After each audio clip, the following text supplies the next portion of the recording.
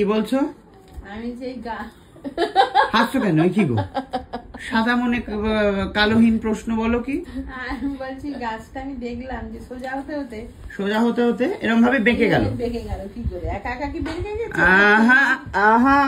এই যে আরেকটা জিনিস দেখবে, এসো এদিকে, এসো উঠে এসো, ওই জানলার কাছে যাও। আর একটা দারুণ জিনিস আছে, যাও যাও, এই জানলাটা পেছনে যাও, এদিক থেকে যাও। তুমি খাট থেকে টপকাবে ভাবছিলে নাকি? যাও যাও, পর্দাটাকে হ্যাঁ সরাও, ওই গাছটাকে দেখো, দেখছো বিরুনি বাঁধা? হ্যাঁ দেখছো, ও একা একা বেলুনি বাঁধছে। ও মা, উপরে গার্ডার দিয়ে বাঁধা, তুমি দেখতে পাচ্ছ না? প্রত্যেকদিন প্রত্যেকটা মুহূর্তে আমি বেরুনি বেঁধে দিচ্ছি।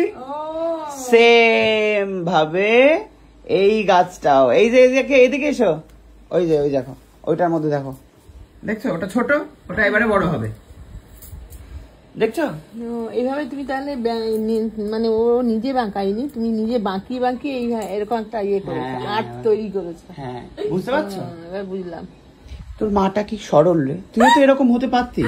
আমি এরকমই গেলে কি করে? এই যে জবের থেকে তোর সাথে পরিচয়, জবের থেকে আমার সাথে পরিচয় হলো, আমার বাড়িতে এলি, তারপর কি হলো? আস্তে আস্তে ওই যে হয় না যে আস্তে আস্তে টুক টুক টুক করে যে মশলা, তারপরে হচ্ছে নুন, আচ্ছা বিষ দিয়ে টুকটুক করে বিষ দিয়ে তুই কি হয়ে গেছিস? বিষাক্ত হয়ে গেছে, বুঝতেই পারছেন। আর ও বলতে চাইছে বিষটা নাকি আমার। এই ধরনের মানুষকে তো বাড়িতে বসতেই দেওয়া উচিত। এই তুই আয় রে, তাহলে আয়, যা বাড়ি যা, বাড়ি যা। গিফট গুলো দিয়েছে দেখা, সেটা তোর ব্লগে দেখবে। যাই হোক, কুটনি দিয়েছে গিফট। খান দিদি খান, আমাদের বাড়িতে শুধু এগুলোই পাওয়া যায়, আর তো কিছু অতিথি এলে আমরা ভালোভাবে আপ্যায়ন করতে পারি না। এবং পরিবার শুদ্ধ একটা ছবিওয়ালা কাপে আপনি খাচ্ছেন। বলছি আমাদের বাড়িতে বসে খেতে নেই, দরজাটা একটু ভেজে দিতে হবে, কারণ এসি চলছে। খান দিদি খান। আমাদের আসছে, দিয়েছে মাদার্স ডে কাপ। এটা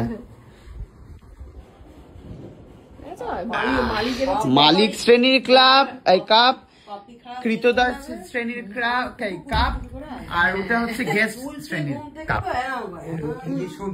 কি বলছো? জীবনেও খেলাধুলো করিনি, আর আমার তোর নাকি এক হাত লম্বা জিভ বেরিয়ে হাঁটতে গেলে। এত পাহাড় তো এমনি উঠলাম আমরা তো হাঁটি না পাহাড়ে। হুপে হেঁটেছিস? হুপে মানে কি? হুপে মানে তোরা তো বোধহয় যাসনি ওই জায়গাটা, না? না, তুমি পুকুর পেলে আমি এমনি হাঁটতে পারবো। বাবাই তোর জন্য বাড়ি খুঁজেছে। কত ভাড়া বাবাই? 5000। 5000 টাকা ভাড়া, পাকা বাড়ি। তুই এখানে কত ভেতরে ঢোক, এসি চলছে। আবার বাবা matching blouse, matching attach bathroom, পায়খানা আছে বলছে। কি করবি এখানে? কত ভাড়ায় ছিলিস?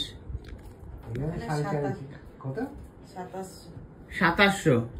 না, ও 2 কামরা নিয়ে করবেটা কি বাবাই? ওর তো 1 কামরা দরকার। 1 কামরা দেওয়ার উপায় নেই। 5000 টাকা ভাড়াটাও কি কম? তাহলে তোমার 2 মাসের না, অত বাড়ি তো আর কাজ করে না। আমি যেমন কাজ করি, সুতরাং দুটো বাড়িতে কাজ করে। তোমাদের বাড়ি আর একটা বাড়ি, কি করে পারবে? 5000 টাকাটা অনেকটা হয়ে যাবে। 3.5 এর মধ্যে হলে তাও টানা যায়।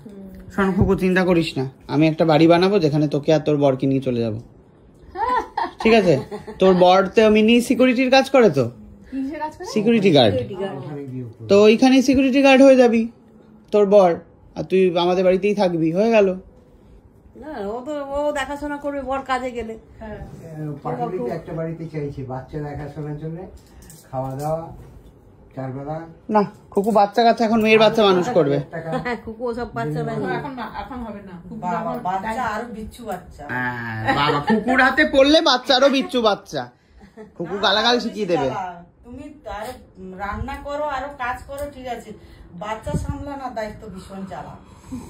তুমি এখানে বলবে, সে ওদিকে ছুটবে। এইটা আরেকটা বাচ্চা তো আছে ওদের ঘরে। খুকুর জন্য এটা খুবই মুশকিলের কাজ, বাচ্চা সামলানোটা, তাই না বল খুকু? হ্যাঁ, ওখানে ওই বাবা এই যে এখন আসছে না কেন? তুমি ফোন করো, খুকু কেন আসে না? আমার খুকুকে চাই কিন্তু। উঠিও না, নাবাও।